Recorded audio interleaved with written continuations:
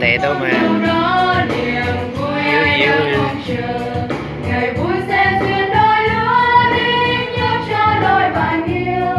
Người yêu nhau là kết nối tình trong như giây phút đầu. Lời chào hôn luôn ghi nhớ mãi mãi không phải nhạt màu. Ngày đó em có trên đất, ngày đã kết trọn anh rồi. Ngày anh sinh ra trên thế giới biết em đã có được anh. Tình ta do lại kết Chúa kết trăm năm duyên lành. Ơn Chúa đã giáng định nên duyên mình.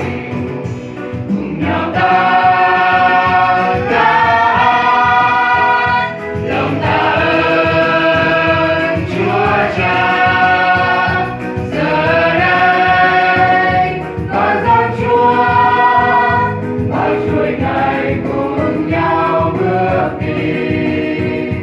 Có ai Có em thật hạnh phúc, ôi ta có nhau trong đời. Ta yêu rất nhiều, năm tháng không xa rời. Nguyện bên trai bên gái chứng cho đôi lời của con với lòng thành kính biết ơn. Nguyện xin Cha cho chúng con yêu thương nhau nhiều hơn, yêu như Ngài đã yêu chúng con.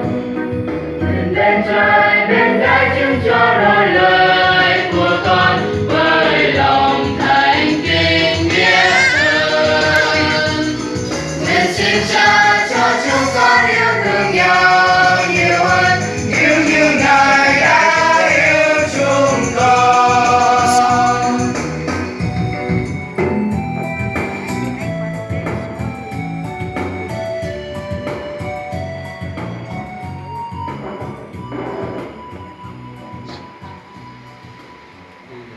Đi là đi, chẳng